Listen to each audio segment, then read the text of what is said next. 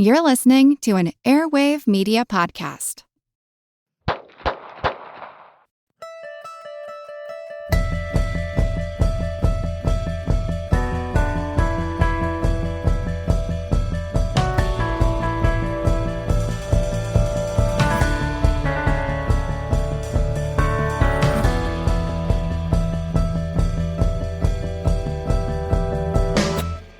Oh, the commotion on Biscayne Boulevard, Miami, Florida, February 15th, 1933. Everyone is lined up to just get a glimpse at the man who's just been elected president in the midst of an economic depression and bank ruin in the country. The president-elect was down in Florida for a fishing trip, and why not add a parade? His yacht was docked at the pier, and at 9 o'clock in the morning he left the yacht and entered an automobile with the top down. Hey, it's Otis Gray. Do you have trouble falling asleep? Well, you should check out this podcast called Sleepy. It's where I read old classics and help you fall asleep. Best of times. It was the worst of times. It was the age of wisdom. And that's it. So get tucked in, fluff up the cool side of your pillow, and take a one-way train down to Sleepy Town. Unless you're driving, then please don't listen to Sleepy. New episodes go out every Sunday, so you can get refreshed for your week. Subscribe to Sleepy wherever you get your podcasts. Sweet dreams. Sitting next to him was the mayor of Miami, R.B. Gardier. A dozen motorcycle policemen rode ahead, sirens ablazing. Secret Service men were in the car as well, and in a car behind. He approached the bandshell, where 100 dignitaries were there to meet him. The president lifted himself up to the top of his car seat so the crowd could hear him, and then he sees Mayor Anton Cernak from Chicago. The mayor controlled a powerful Democratic Party machine in Chicago and had just beaten the giant of that city's politics, Bill Thompson. He was in political damage control. See, he had not supported Roosevelt at the convention. Now Roosevelt was president-elect and about to be in control of a lot of funds that could be headed Chicago's way. Better get down there and see Roosevelt. Show him your support. He does. And Roosevelt sees him in the crowd and urges him to come over to the car. Not till after your speech, Mr. President. Roosevelt is handed a microphone in the car, and he makes a short speech. Mr. Mayor, my friends in Miami, I am not a stranger here. A great many years I used to come down here. I haven't been here for 7 years, but I can say that I am happy to be back. I have firmly resolved that this will not be the last time. I have had a wonderful rest and caught a great many fish. Across the crowd, which numbers in the thousands, Lillian Cross, a physician's wife, cannot see. She's short. Like everybody, she wants to get a glimpse of the man that's now going to be president in just a month. There's a bleachers that have been set up, and she goes up there. A great view, and she can see line of sight to Roosevelt. But it's very shaky on the bleachers. There's so many people, many more than are attended. She's afraid that the bleachers are going to crash, or she's going to be knocked off by all the shaking. And in particular, there's a man behind her, and she's just about to turn around and ask him, can he please calm down and stop shaking? Roosevelt continues his speech. I am not going to attempt to tell you any fishing stories. I will be back here. Many thanks. Mrs. Cross turns to the man next to him and finally voices, would you please stop shaking the bleachers? When she sees, behind her shoulder, the barrel of a gun. She shrieks, and maybe her hands wave up. Roosevelt now sees the mayor of Chicago and the president-elect shakes hands, a few moments of conversation. Roosevelt hears something, 2 sounds, but he's used to this. He's a pro. These are photographers' flashbulbs, and he's not worried by them. But the mayor feels it. He tells an alderman next to him, Jim, I'm hit. And FDR turns and sees the assassin, a tan man, very short, wobbly, holding a .32 caliber pistol. 3 more shots ring out. A woman from Newark is shot until the bullet grazes her head. She thought it was flashbulbs too. Then she gets dizzy and loses consciousness, remembering a legionnaire who carries to safety. I felt a rush of something In my head, something warm. I thought it was perspiration. Mrs. Joseph Gill, the wife of the Florida Power Company president, Russell Caldwell of Miami, and New York detective William Senote were also hit by bullets. The latter, Senote, took a slug when he turned in front of Roosevelt to look for who was shooting. He was a last-minute addition to Roosevelt's security. Roosevelt's secretary had asked him, he's vacationing in Miami, and they knew him from New York and said, "Oh, can you get around the car?" All survived. Senote would win the Medal of Honor for his actions that day. Everything is in seconds on those bleachers. Mrs. Lillian Cross, by different accounts to tell it in some cases, wrestles Giuseppe Zangara, the assassin, down to the ground. In most accounts, we think another man actually grabbed Zangara's arm, and it could have been that Mrs. Cross made a motion, smacked the arm, in her account that she hit his arm. But in any case, Mrs. Cross's screaming alerted everyone. In less than a minute, the Legionnaires were on them. From Coronet Magazine, 1960, Zangara stood up on a vacated chair and started shooting. A 105-pound Miami doctor's wife sitting in front of him screamed, grabbed his wrist, trying to get the gun away. She managed to divert his aim, but was unable to shake him from the chair. Zangara emptied the revolver in less than 15 seconds. Here's what Cross says. "My mind grasped the situation in seconds. I said, 'My God, he is going to kill the president.' I caught him by the arm and tossed it up." So her action sends the bullet a little bit up further to where Cermak is standing instead of FDR. The sound made a terrible noise in my ear. Instantly, a flying wedge of Legionnaires buried the gunman and a dozen spectators beneath a pile of humanity. Anton Cermak was mayor of Chicago. He had built up a machine of those who, in a political machine in Chicago, those who were on the outs with the mostly Irish Democratic Party machine, but who weren't Republicans. Germans, Czechoslovakians, Lithuanians, Poles, and African Americans. A firewood salesman and a teamster. He got involved in local politics. The control of Chicago's political machine was Democratic for the most part. It also had a strong Republican Party too, though.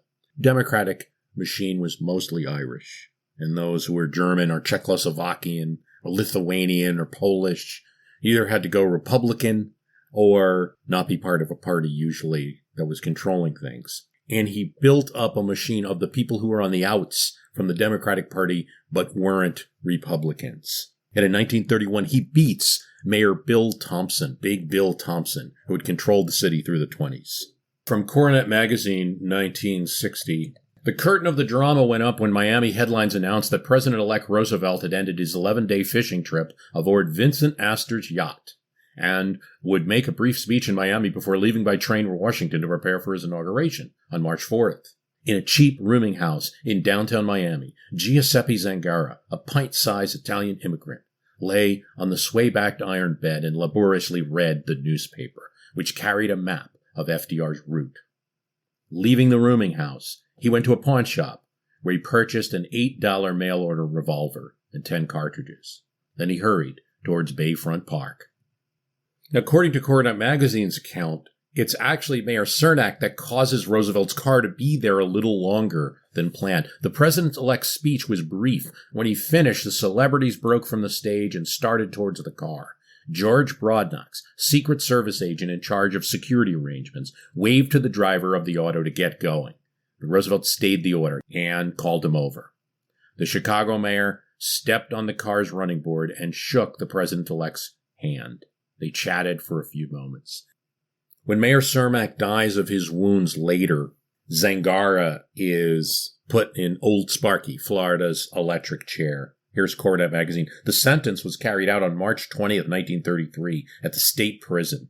Zangara preceded the guards into the execution chamber. He even ran over to the chaplain and handed him a sheaf of papers, his autobiography.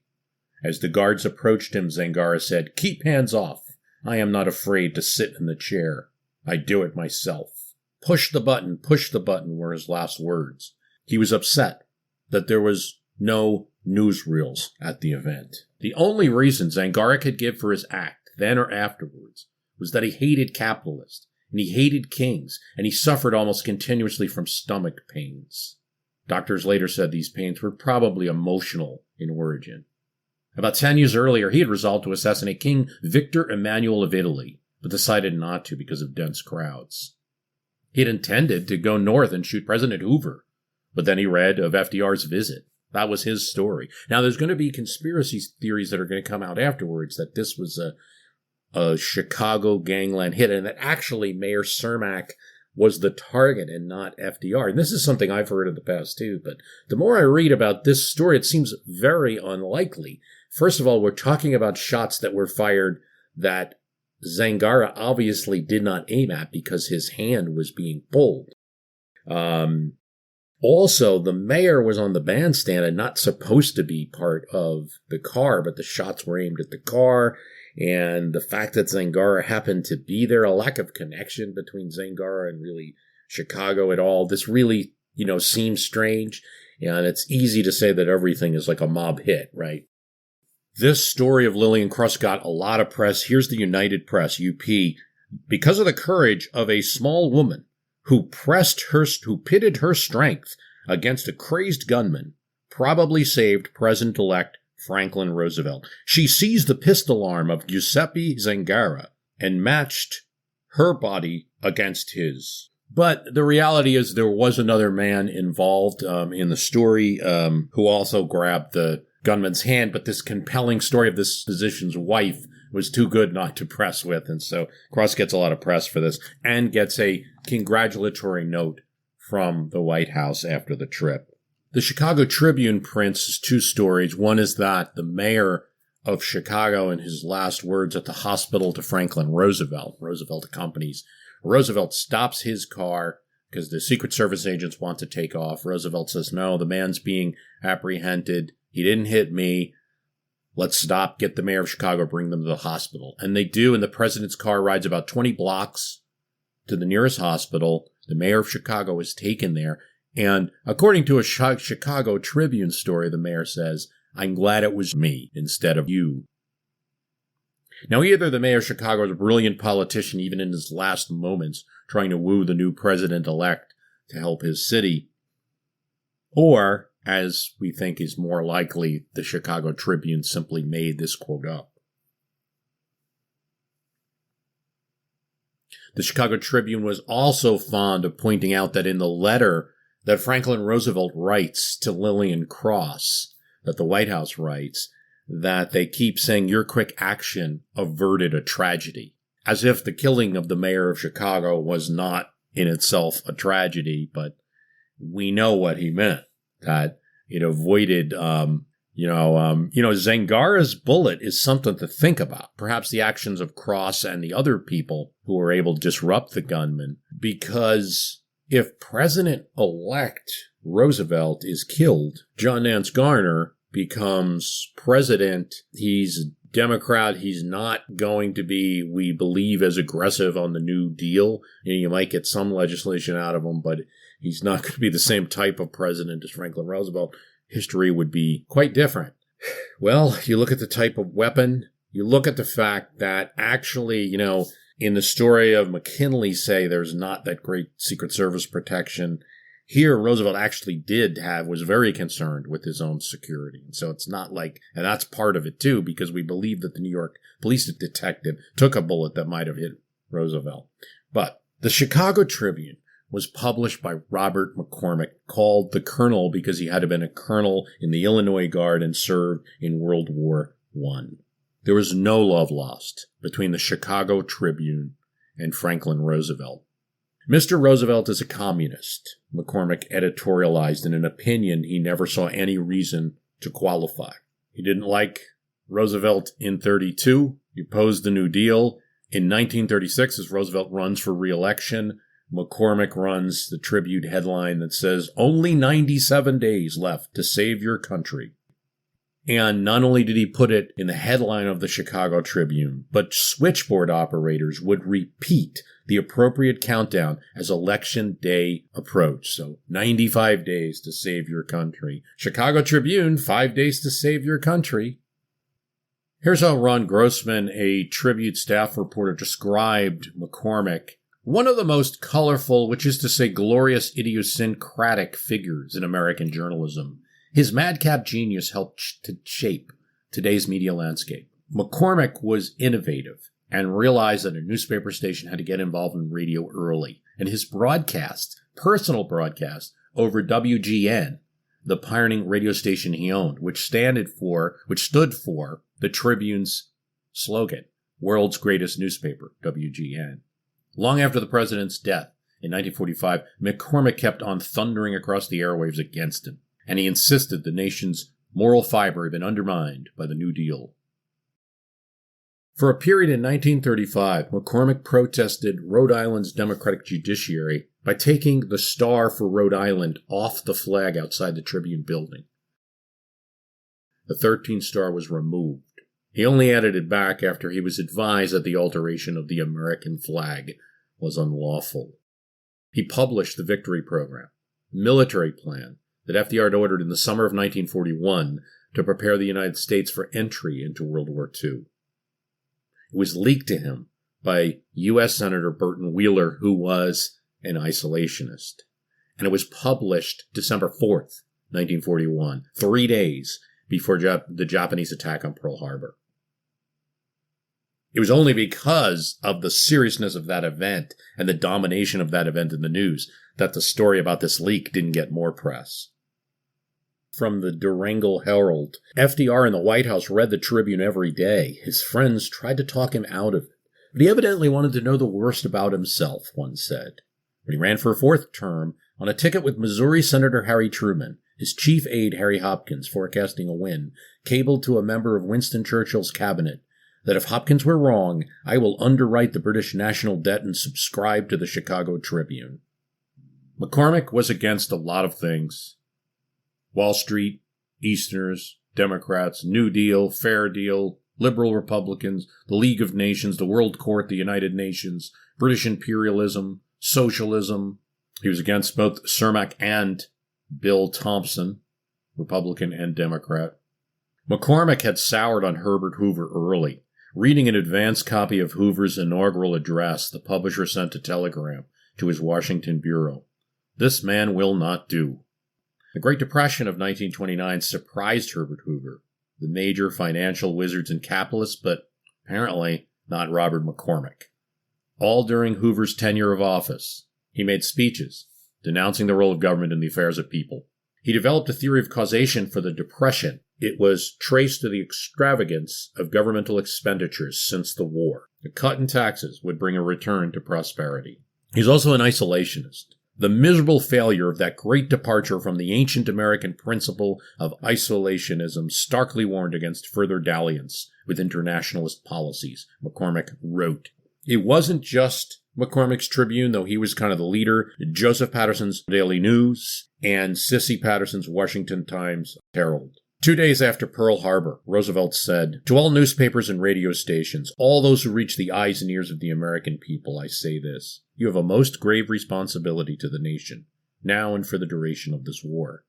If you feel that your government is not disclosing enough of the truth, you have every right to say, but in the absence of all the facts, as revealed by official sources, you have no right, in the ethics of patriotism, to deal out unconfirmed reports in such a way as to make people believe they are gospel truth."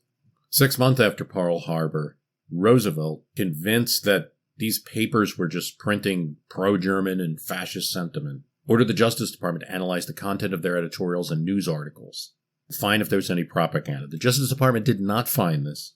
The head of the FBI and the Office of Facts and Figures subjected publishers to microscopic investigation for any Nazi connections they might have, but found none, and had to abandon the efforts.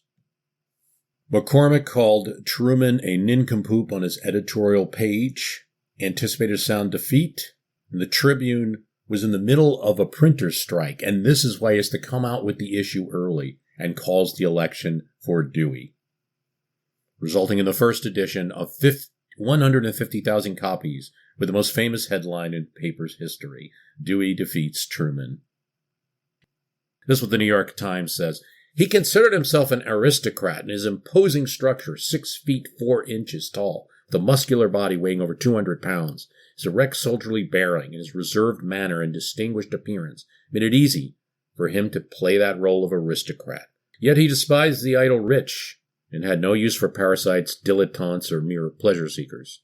He often put in 7 long days a week at his job, even when elderly, keeping fit through polo and later horseback riding.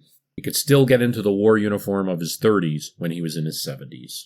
McCormick's view, which he expressed going into the early 1950s, was that Europe was decadent and the country, especially Middle America, was great, but communists and bureaucrats were out to undermine it. In 1952 WGN broadcast, he made a pox on your both houses attack on Dwight Eisenhower and Adlai Stevenson, the Republican and the Democrat. In the colonel's eyes, Eisenhower's supporters were slippery East Coast elites. They mean for him to support socialism in Europe as a prelude for bringing it here, he thundered. Governor Stevenson is the nominee of the CIO, for which the present Democratic Party is merely a false face. Well, I think obviously when we think about presidents and press and news sources and the conflicts that arise, and it's sometimes seen as like the Democrats have had the press locked up. And I don't think that's really true. I think in the newspaper era, there was quite a bit because newspapers tended to be owned by big businessmen in various cities and towns, tended to be more conservative than the people that lived in them. And you had in the old LA Times, the San Francisco Chronicle, the Chicago Tribune, and many other smaller newspapers throughout the country, more favorable coverage of Republicans. Now in the South, where that area of the country was locked up for Democrats for so many years, sure, you'd have more Democratic supporting newspapers. Yet it's easy to paint Robert McCormick as some kind of evil force, particularly if you're a fan of Roosevelt and his politics. One thing to say about McCormick is, and the Chicago Tribune, is a lot of the First Amendment litigation that set precedent in the country, he funds it. One of the great suits that he had is a battle with Henry Ford. At one point, the Tribune is eager for some intervention in the Mexico situation during Wilson's term. Henry Ford's against it. They call Henry Ford an anarchist in the Tribune. And in fact, it's an editorial page probably written by McCormick. Ford sues. Case comes to trial. The Tribune lawyers made a fool of Ford on the witness stand. The automotive genius was no scholar. The jury only awarded 6 cents, the minimum amount, since the jury did not feel that he had been financially injured. So in spite of the fact that they lost the case, it was an important precedent for First Amendment cases. Then the city of Chicago, Bill Thompson, sues for $1 million and loses. Sues again, saying that the newspaper had ruined Chicago's credit. The Tribune wins. He was instrumental in bringing, as the head of the Committee on a Free Press for the American Newspaper Publishers, the case of Near v. Minnesota, in which there was a gag law enacted by Minnesota against freedom of the press. It allowed prior restraint against publications. Deemed undesirable, is what McCormick says, the newspaper is an institution developed by modern civilization to present the news of the day, to foster commerce and industry, to inform and lead public opinion, and to furnish that check upon the government that no constitution has been able to provide.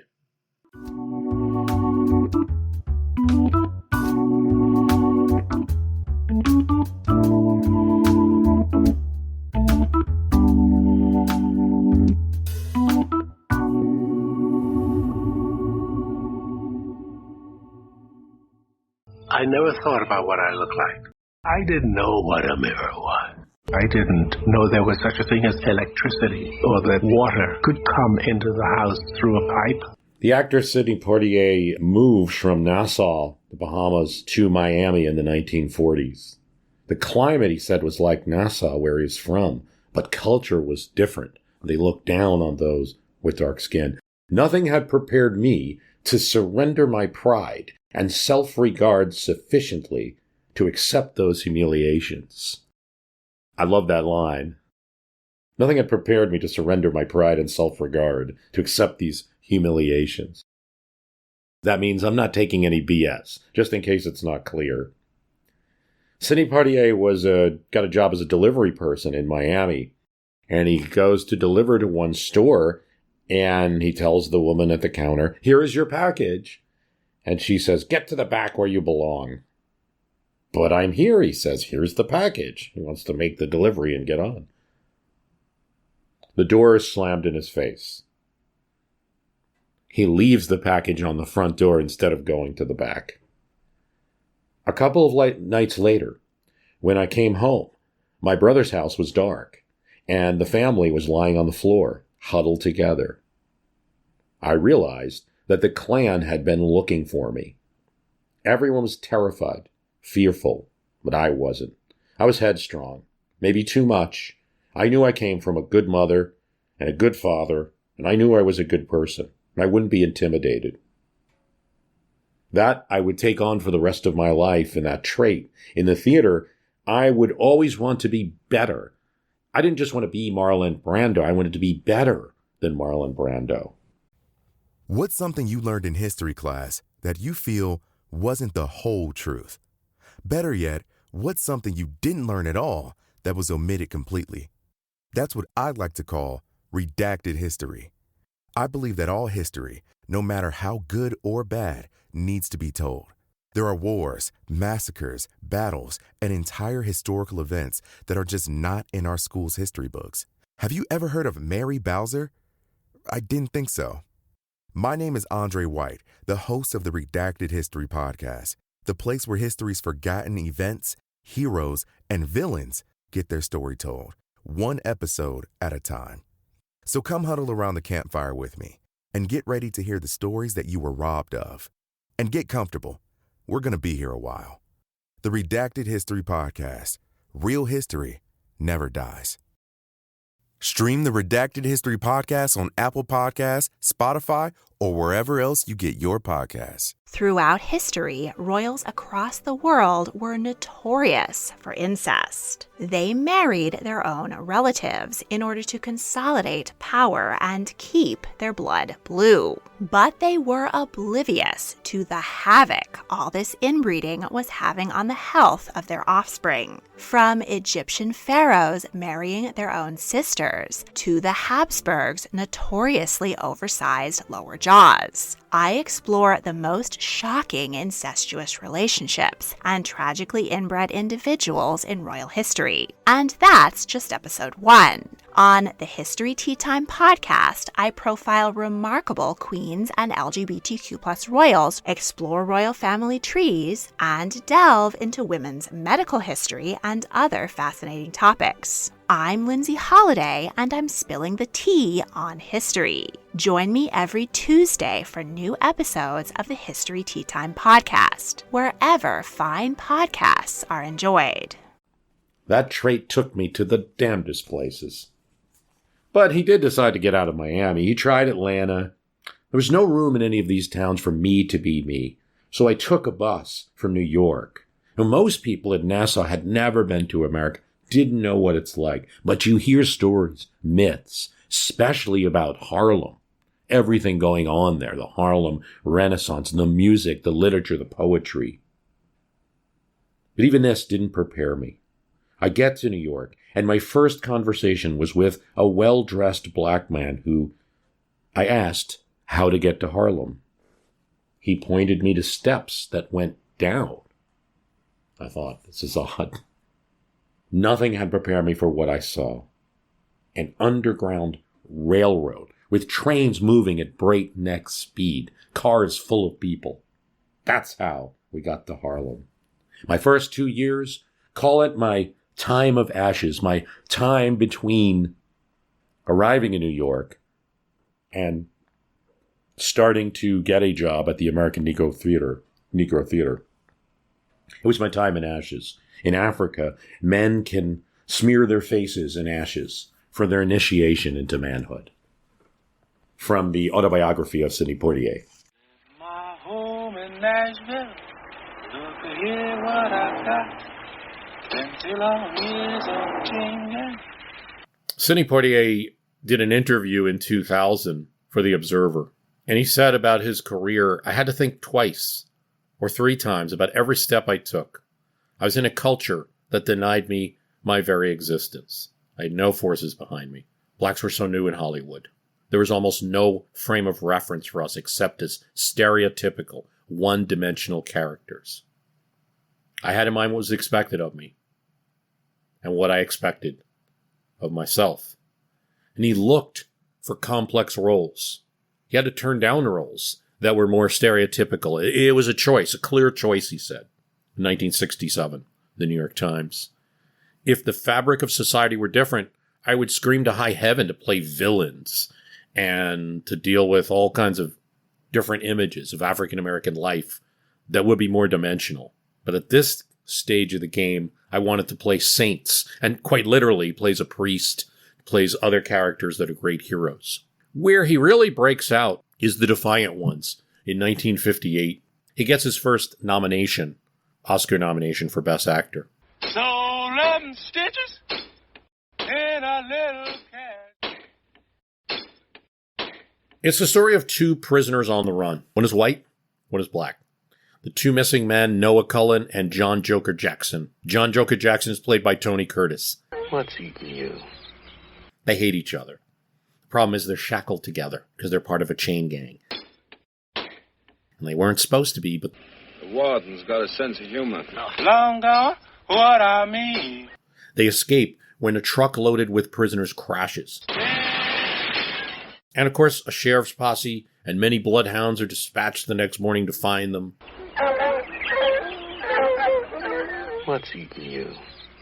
Despite not liking each other, they're forced to cooperate as they're chained together. And gradually they do begin to respect each other. And I don't want to give the whole story away, but they have to go through terrible terrain, weather. People are not cooperative. They are lucky to find a few people to help them along the way and face a situation where the character played by Tony Curtis is forced to save himself or save his friend, his new friend. Variety magazine praised The Defiant Ones as saying, the theme of The Defiant Ones is that what keeps men apart is their lack of knowledge of one another. With that knowledge comes respect. And with respect, comradeship, and even love.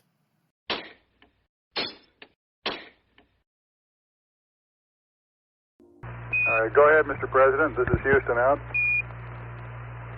Hello, Neil and Buzz. I'm talking to you by telephone from the Oval Room at the White House.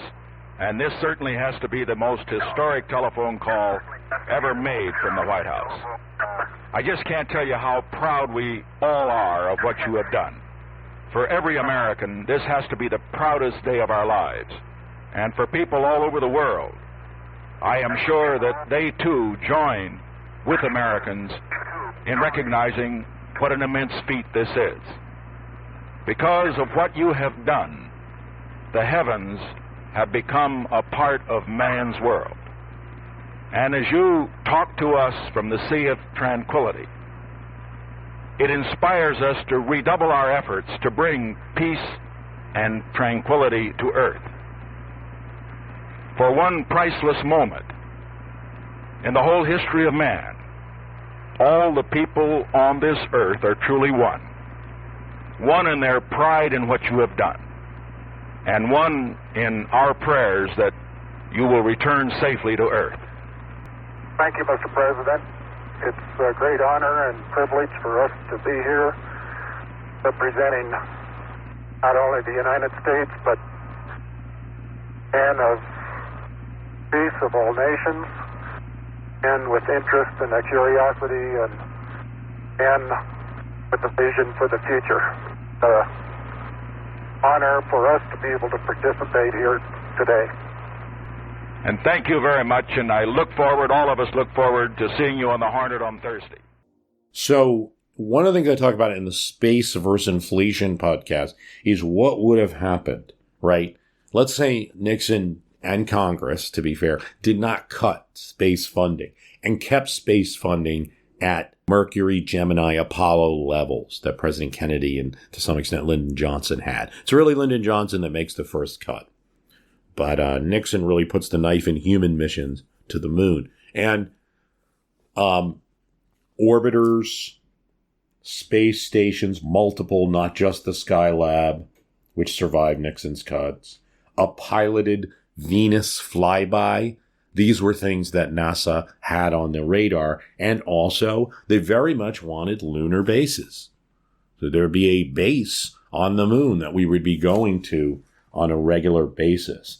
And they felt that NASA's J program, so the Apollo 15, Apollo 16, Apollo 17 are the J program, a little more advanced. We're not just discovering things, we're going there and having experiments. But they were pretty geology heavy.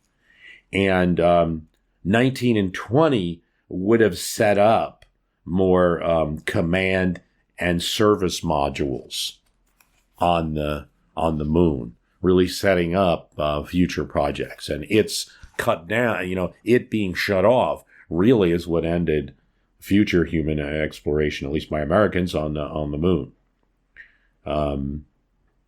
Since the Apollo missions, there have been things that we've figured out that weren't known at that time. Like they have found molecules of water, very small trace amount, in some of these glass-like elements that on Apollo 17 the astronauts discovered when they were out in their lunar vehicle.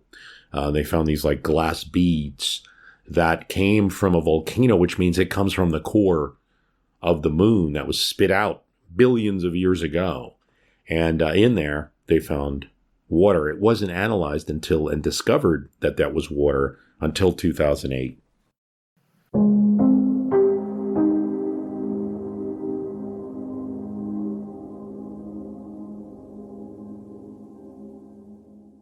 So yeah, the Apollo 20 mission was to go to Tycho crater. Now, Tycho crater is one of the most prominent craters in the moon. It's visible because it appears like a bright spot in the southern highland. It's one of thousands of craters at the same side, but it's this white spot. So it's always been particularly interesting to those of us on Earth, right? It's one of the few craters that you can see without a telescope. So that was the plan, to land there. The other thing about Tycho, and the reason that it's bright, is because of its relative youth. Yeah, this crater is only 108 million years old. Now, that may not seem that bad, but when you compare it to the average crater is 3.9 billion years old. So Tycho's really new. And this is what NASA says, because it's so recent in forming, these beautiful rays of material ejected during the impact event are still visible as bright streaks. So all craters start out looking like that after they form, but the rays gradually fade away as they sit on the surface, exposed to the space environment, which over time darkens them until they fade into the background. What can I say? This is not my history can beat up your astronomy. I don't know this stuff. I find it all very fascinating. So they were to go to Tycho and actually explore this spot, and Apollo 18, 19, and 20 were canceled. The other thing that wasn't going to happen even by Apollo 20, but they were setting up for were these lunar bases. And it wasn't clear how many trips to the moon we were going to have over the course of the 70s. So NASA had plans, just on paper, to continue to the next logical extension, to build a permanent or at least a semi-permanent base on the moon, something that could be used by the next set of astronauts going there. So they start doing things in Apollo 12, Apollo 14, simple excursions on the moon's surface, with astronauts leaving the lunar lander. But the second step, from 15 to 17, was to start using the extended lunar module to stay longer on the moon. And then, of course, the lunar rover as a way to explore farther from the landing site. And that they achieved. In 19 and 20, they would have attempted a 28-day lunar orbital survey mission, high-resolution imagery, to really get a sense of the ground on the moon. Part of the 28-day mission would be a space medicine, how being outside of Earth's magnetic field affects the human body. The fourth step, again, that never was taken, would have been sending down a lunar shelter with food, supplies, and equipment that astronauts would inhabit, rather than just the lunar module. This way, they didn't have to send all of this down with the mission with the astronauts. They could start sending, in effect, like parachuting equipment down that the astronauts could use. All theoretical. They planned on paper to have a shelter long enough for a 14 Earth day long mission.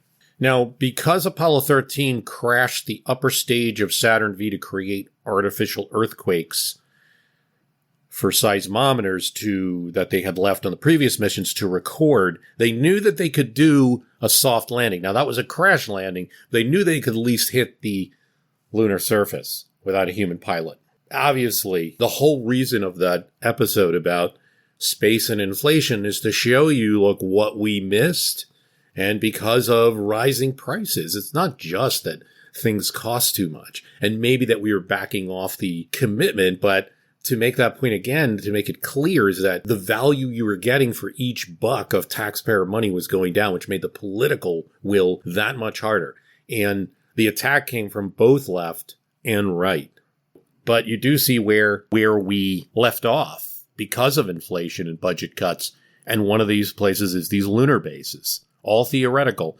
But Rockwell Company, North American Rockwell in 1971, does do a lunar base synthesis study. One of the real disappointments when they first returning some of the lunar rocks to Earth is that they are anhydrous. They are not containing any water, which is going to make it real difficult to build a moon base out of this material. They're going to have to bring the liquid. So it's going to have to be a base where the materials were sent, and that much was clear. But you at least have theoretical plans for lunar bases, and it's reasonable to assume that with the same level of spending that had occurred in the 60s applied to each year of the 70s going into the 80s, that something like that could have been feasible. You're hearing a lot more about space, and I think it's important to see that the exact same thing that happened in the 50s and 60s, even though there's no Sputnik moment, is happening now, and that competition on Earth is driving the space program. And the most obvious is China and Russia. Mark Hilburn, lecturer at defense studies at King's College London, says, astropolitics follows terrapolitics. And it's absolutely true. We saw that in the 50s and 60s, and you see it today. Now 72 countries have space programs. But we focus a lot on China, and China has a Mars probe. China has a moon probe that was able to travel nearly a mile on the moon's surface. They launched one in 2008 and one in 2018. They are getting there. It's not clear if they're going to get a person on the moon, but maybe by the time you get to 2030 or something, we're talking about that's possible. And this has really inspired the Obama, Trump, and Biden administrations to put forward more funding for a space program and to try to get us back on the moon and have a moon base, possible mission to Mars from that moon base. So you see that we could have had it, possibly. But I think one thing that will surprise people is some of the countries that are involved in space, like Brazil, Canada, and even Luxembourg. So Luxembourg, the Grand Duchy of Luxembourg is actually one of the pioneers. I mean, it's a country with a very strong economy and able to spend on this sort of thing. And in development in, say, space communications, the development of a briefcase-sized lunar probe that went up on a Chinese rocket. Here's from Luxembourg Space Agency site. Since the 80s, Luxembourg has created satellite telecoms infrastructure connecting first Europe, then the world. Luxembourg's space companies deliver TV and radio broadcasts, communications and data traffic around the world. It is home to one of the largest satellite firms in the world, SESSA. It's established in 1985 and operates dozens of satellites. Luxembourg has launched 53 objects in space, making it number in the top 5 of the countries that have sent in terms of number of objects sent into space. Another powerhouse in space of sorts is Canada, and we don't really think about it, but the Canadian Space Agency was one of the first countries in the world to launch a satellite into space. It became third after the US and USSR to send a satellite in. It's a regular contributor to the International Space Station. And one of the things Canada does is the robotic arm, the Canadarm2, that has dozens of vehicles that allows them to dock on the orbiting body. 17 astronauts who are Canadian have been in space, and Canada has sent 82 objects into space. Okay, so, once you get near that space station, the thing that's going to bring you in most effectively, even an individual astronaut at times, is that Canadarm. I think you're seeing that there's a lot of competition for space. It's the Wild West right now in terms of law and rules, and the U.S. should remain in the game, mostly because of our private enterprise. Even though China is coming fast and furious, at least in accounts I've read, like any government agency, they're not as nimble as some of the private companies in what they can develop. So let's see what happens. What do you get when you take two childhood friends with a passion for unexplored history and a whole lot of booze? You get the goofiest game in history, Queen's Podcast. Hi, I'm Nathan. And I'm Katie, and we're the hosts of Queen's Podcast. Join us while we spill the tea on women from history. We get into all kinds of stories here, like biographies of lesser-known figures. For instance, Saida Al-Hura, powerful pirate queen. To the stories you might already know, like Marie Antoinette or Cleopatra, but with a fun twist. Each queen is paired with a cocktail that'll totally get you in the mood to hear fun, juicy, and dramatic stories from history. Because history is so much more than just dudes on a battlefield, and we believe that the female perspective and roles are just as deserving of their time in the spotlight. Right. So come get to know these queens. Find us wherever you get your podcasts. Cheers.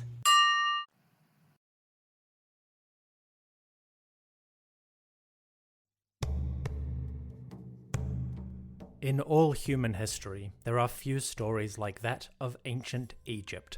On the banks of the Nile, these people created one of the most enduring and significant cultures. Their tale comes to life in the History of Egypt podcast. Every week, we explore the tales of this amazing culture, from the legendary days of creation and the gods, all the way to Cleopatra, and everything in between. The History of Egypt podcast is written and produced by a trained Egyptologist. We go much deeper than your average documentary or magazine article to uncover tales of life, great endeavors, and the amazing arc of a mighty kingdom. The History of Egypt podcast is available on all podcasting platforms, apps, and websites. Come, visit ancient Egypt and experience a legendary culture.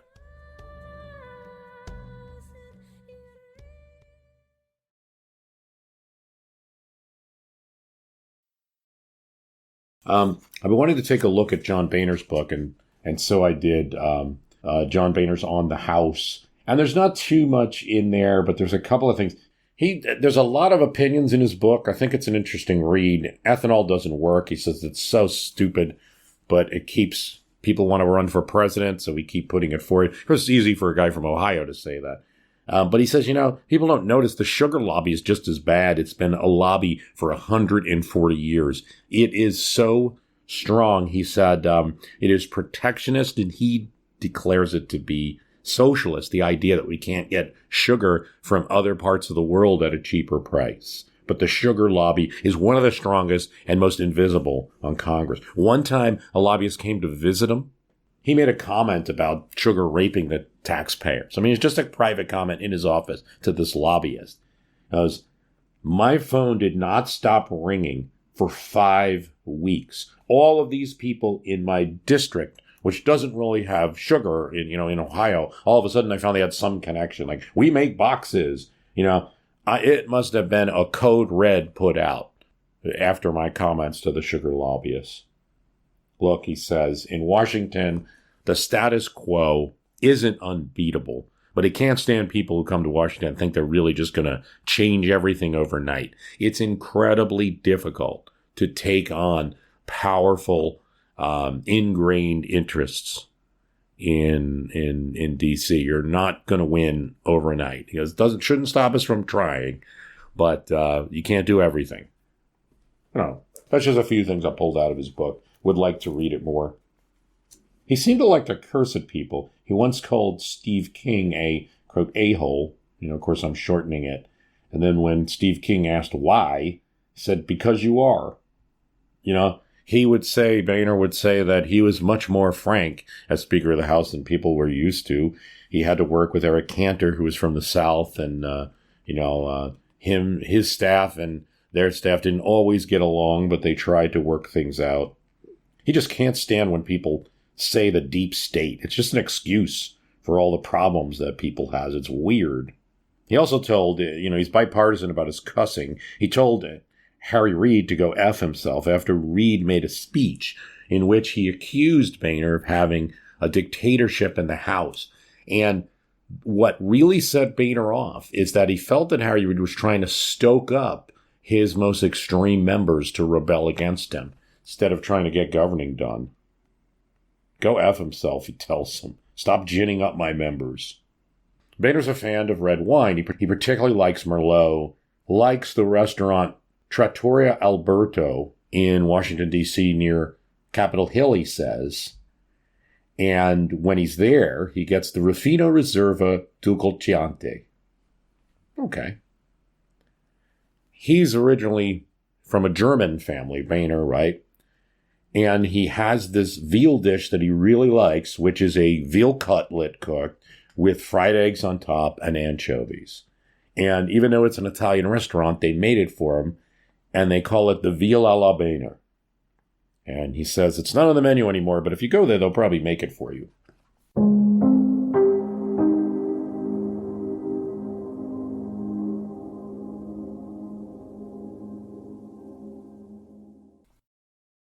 Game of football, the rough game of football, rugby, the variant of football, which comes from a school in England, rugby, has a really long history, this type of game. It might have been called kicking the bladder, the leather ball, or, I love this one, kicking the Dane's head.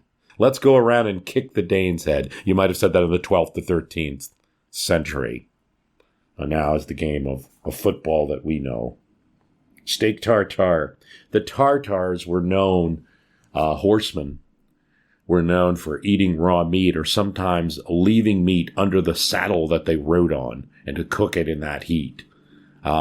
We don't know that they actually ate steak tartare as we eat it, but the steak tartare dish comes from Germany originally, and they were naming it after these horsemen in any case.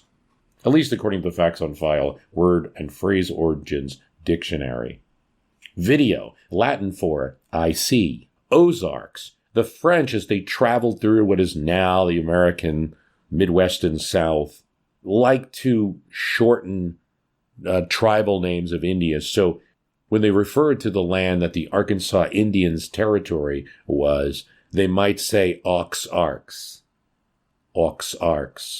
which would mean up into the Arkansas Indians' territory. Aux-Arcs, which became Ozarks. It's also possible that it's Aux-Ars, which is with bows, referring to people with bows. So that's where that, when you ever look at that name, Ozarks, and it has kind of Oz in it, and it seems a little strange, right? That's where that name comes from. It's French origin. Oxygen, same thing. Oxygene. Antoine Lavoisier, one of the people who Jefferson would have met during his time as the American ambassador, one of the people Franklin would have met, very supportive of the case of the American Revolution in front of the French king. He was unfortunately guillotined during the French Revolution. But he discovers oxygen, although he wrongly names it, because the word oxygen means acid producing, because he thought oxygen was an acid, which it is not. Sophomore. Maverick. A Texas lawyer and not a very good rancher didn't brand his cattle properly. And when his business was sold, any cattle out there that were unmarked and not belonging to other ranches, they just said, oh, those are Mavericks. We think.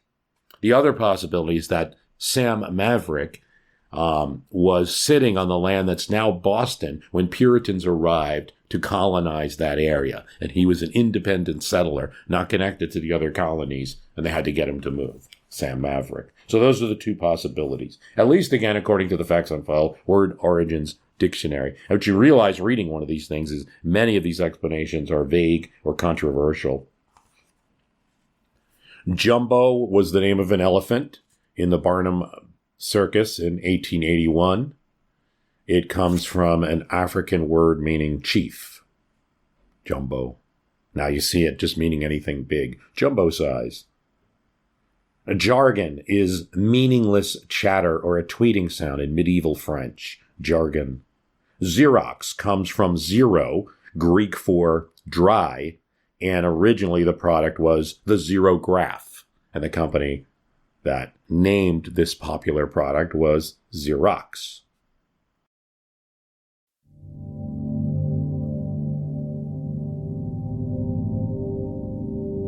Keats' Ode to Autumn. Season of mists and mellow fruitfulness, close bosom friend of the maturing sun, conspires with him how to load and bless with fruit the vines that round the thatch eaves run.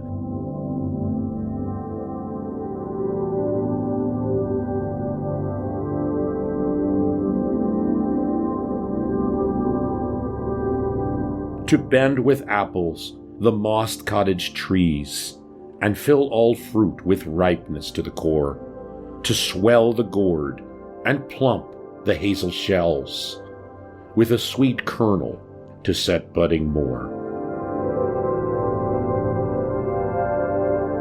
And still more, later flowers for the bees, until they that think warm days will never cease, for summer has overbrimmed their clammy cells.